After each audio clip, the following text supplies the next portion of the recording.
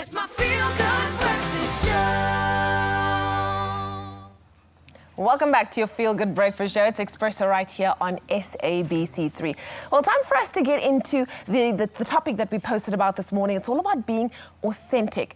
With there being a lot of influences in the world telling us how to behave and what to aspire to, it can be hard to retain a sense of self and remain true to oneself and, truly value who you are. This morning, we're joined in studio by registered counsellor Shenaaz Moos to talk about the importance of teaching your child to be authentic in today's world. And of course, this morning, we are busy talking about this topic. Shenaaz, welcome to the show. Thank you for having me. I love this talk on authenticity. I think there are truly, like I said, in the world with the rise of social media and everybody showing you what perfection is, what you should aspire to be. It can be highly, highly confusing. But before we go anywhere else, let's unpack the issue. What exactly is authenticity? Authenticity is actually, for me, Brené Brown is one of the leading authors on authenticity, and she has the best definition, the shortest one. Yes. It's actually letting go of who you think you're supposed to be and embracing who you actually are. That's it, full stop. That's I love powerful. Brené Brown, I love it. You're supposed to be and embracing who you actually are. Full stop. That's it. Short and sweet. Yeah. That's a bumper sticker. It's Exactly. easy to remember as well, Fashion. Absolutely not. I just thought, it's when you have a good quote, you go all retro with it though. But why, in your opinion, is it important to be authentic? Especially as Leanne alluded to, we have social media. We have so many sort of different outside sources that tell us what we need to be. So now more than ever, why is it important to be authentic? I think it's important because you're going to end up living a life that isn't true to you. So you could be working in a job you don't enjoy, being married to a person you don't necessarily like. Or just that you don't like, not even love. Don't like. So there's a lot of things around what happens to you when you aren't living the life you're meant to be. And people confuse living the life you're meant to be with success and wealth and Insta fame and all these things. They assume that is it. That's an authentic life. An authentic life is one that you're completely grounded. You wake up every morning. I wake up every morning and I can't wait to do what I do because I love it so much. Maybe because I'm older and I get to choose what I do. But I think that it's about you tapping into you and getting to know yourself. So here's the hard question. A lot of the times, because I see adults in therapy, and when I ask them, what do you like? They sit for like 10 minutes pondering, what's your favorite food? They think. They can list their husband, their children, their mother, their siblings, everyone. What's your favorite color? My mom likes it when I wear red. My husband likes it when I wear black. And then I say, what's your favorite color? Then silence again. That's powerful. What do you think, Shenaaz, is it that causes us to lose our authenticity? I think you touched on a few things, but maybe one or two things that causes us to lose our There's authenticity. only one big thing, and that happens in parenting when we were children. Wow. So in our childhood growing up, I don't know about our ages, but we'll just say we're all similar. We're young, thank you. And that in that kind of sphere of needing acceptance, we receive non-acceptance. So everything about us, the way we looked, the way we spoke, how we just presented ourselves wasn't always accepted by our parents and other significant adults like teachers and grandparents and all these things. So over time, the continued non-acceptance. So I always use this expression that we twist ourselves like a pretzel. My favorite thing is a pretzel roll. You twist yourself like a pretzel to fit into the need someone else has. And you do that because you want love and acceptance. So you changed for your parents. You change for the first boy you fall for. You change for the second. You change for your husband. You change for your mother-in-law. You just keep on changing until you're in such a huge knot. You can't unknot. And that is where the hard work begins, the unknotting. Sure. Well, we're going to continue about this unknotting after this, because I want to touch on something that Shenaaz was talking about. It really does start at that beginning spot, how we're raised as kids. And I want to find out how exactly we get our children to be more authentic. More on that after this. It's my feel-good breakfast show. Welcome back to your Feel Good Breakfast Show. It's Expresso right here on SABC3. Now, early in the show, we had a registered counsellor, Shenaaz Moos, in studio. She joined us in the lounge to talk about the importance of teaching your child to be authentic. She's still here as we continue that conversation. Shenaaz, before we went away and chatted about movies, we were talking about what were you calling it? You were The pretzel. Yes, the Unknotting. pretzel. Unknotting. Let's talk about the concept of unknotting again. Yes. Yeah, so there's layers. Let's just say in the knotting there's layers. Yeah. So you have to peel and shed layers one by one. Yeah. Each false layer that was given to you on your identity, you need to start peeling away.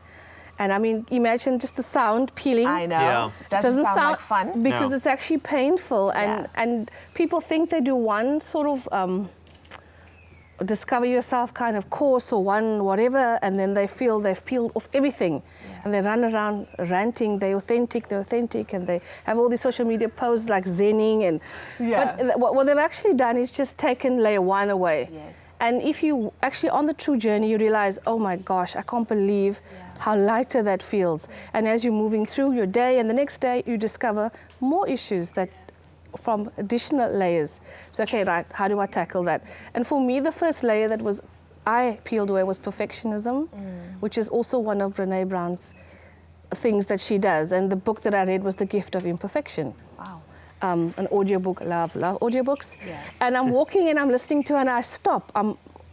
Yeah, that day I was exercising, it was rare days.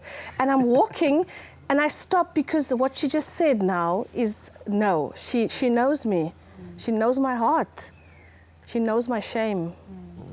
The shame that we all have. Yeah. I'm not saying men have less shame, but for women, I think shame is a bigger thing because we get shamed more as kids. We do. And as women, we are tied to the feminine, which is what we spoke about earlier on, about wanting to please everybody, wanting to make everyone happy, causes us to put on false layers because we want everyone to be happy. The one thing people say to me is, I want my kids to be happy. Then I turn to them and I say, because I see kids as well for play therapy, are you happy? Then the parent just pauses like, no, this is for my child. I'm bringing my child. Sure. And essentially there's just a chain of interconnectivity. A happy parent is a happy child. Yeah. An authentic parent Is an authentic child. I wanted to touch on that. How do we teach our kids to be more authentic? Because you said it really does begin there. Yes. So you have to figure out, so you can do like an assessment of your life, or don't wait till the crisis in your 40s. Yeah. Do it a bit earlier on. The crisis is going to happen. So I'm in my 40s, so I know what I'm talking about. Yeah. And as I pushed late 30s, I actually changed my whole life. I left being a stay-at-home mom, which other people are dreaming of. Yeah. Stop dreaming, it's horrible. And I actually decided to find fulfillment. Yeah.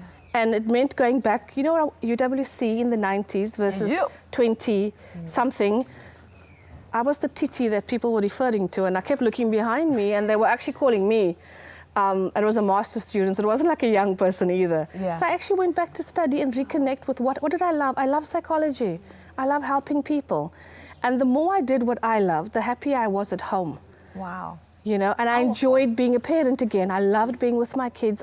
So for me, it was like, I didn't actually go to therapy per se, but I reconnected with who I was, meant to be always. I mean, it's a beautiful point that you picked up on in terms of just a little earlier you mentioned about how there's, especially women, it's a deeper struggle because there's an observed behavior in the home.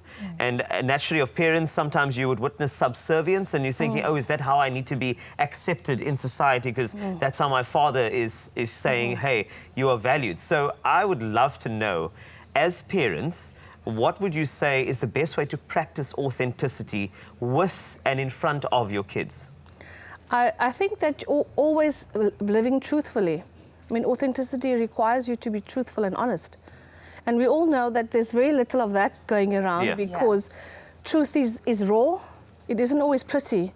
And people only want pretty. They want glossed over, they want photoshopped, they want glossy, pretty, photoshopped. And so what happens is really, it's a bigger thing that needs to happen. It's about just unplugging. We were talking about the matrix earlier on. Unplugging from the false reality that everything needs to be prettier, glossier, shinier, better, faster. And just move down back to self, you know, connection to self and being yourself, and others, do whatever you want. I'm myself. Powerful stuff. Registered counsellor Shenaaz Moos joining us in studio this morning. I'm already there in the afternoon. I know. This talk has been so powerful. It's so good. Shenaaz, thank you so much for joining us. I hope that we can have you here more and more and more. But let's take a look at the social media comment this morning that says, "Good morning. It's so important to be authentic. What attributes make you stand out in a crowd?" That's the question that we're asking today. Dean Bleeker says, "Good morning. Authentic by daring to break the rules and walking to the beat of your own drum. Do not be conformed to social trends." Sure. Dean coming out there strong, powerful. Josephine Pickstone says, "Good morning, family. I stand out just by being me. I'm a people's person. I'm bubbly, and I love laughter and smiling with an outstanding personality. Keep smiling, keep shining." I like it. Outstanding personality, huh? That's what you need to just enjoy.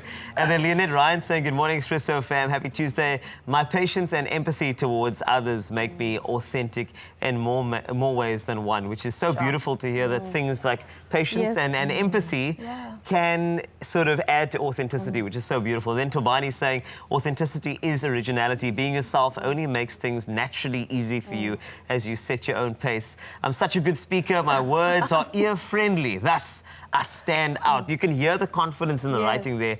And I did say earlier that sometimes authenticity is not necessarily about using all the right words, but if they are your words, that's where the power lies. So I'm really enjoying that. In fact, you can keep on messaging us on our Good Morning post, which is about authenticity and what makes you authentic. Please keep them coming. And we look forward to more authentic comments from you right here on Expresso on SABC3.